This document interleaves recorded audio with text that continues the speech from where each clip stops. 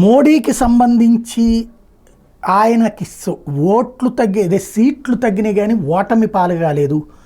Bharatiya Janata party కేవలం 0.7% ఓట్లు మాత్రమే తగ్గినాయి. అదే సందర్భంలో 60 సీట్ల వరకు తగ్గింది.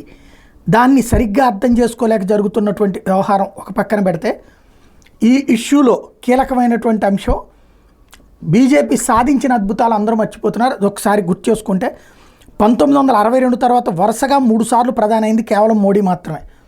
13 పార్టీలు కలిసి ఒక్క భారతీయ జనతా పార్టీని దెబ్బకొట్టడానికి చేసిన ప్రయత్నం బీజేపీతో సమానం కాలేకపోయారు. అంటే ఇప్పుడు ఐఎన్డీఏ కూటమంతా కలిపినా బీజేపీకి తో సరిపడినటువంటి సీట్లు రాల.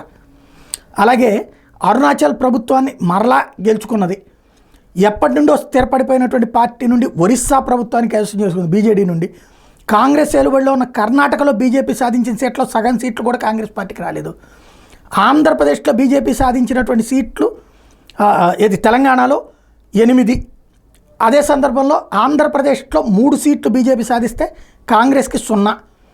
అలాగే కాంగ్రెస్ పాలనలో ఉన్న తెలంగాణలో కాంగ్రెస్తో సమానంగా సీట్లు సాధించింది భారతీయ జనతా పార్టీ అధికారంలో ఉన్న పార్టీతో. అట్లాగే చరిత్రలో మొదటిసారిగా కేరళలో అడుగుపెట్టింది.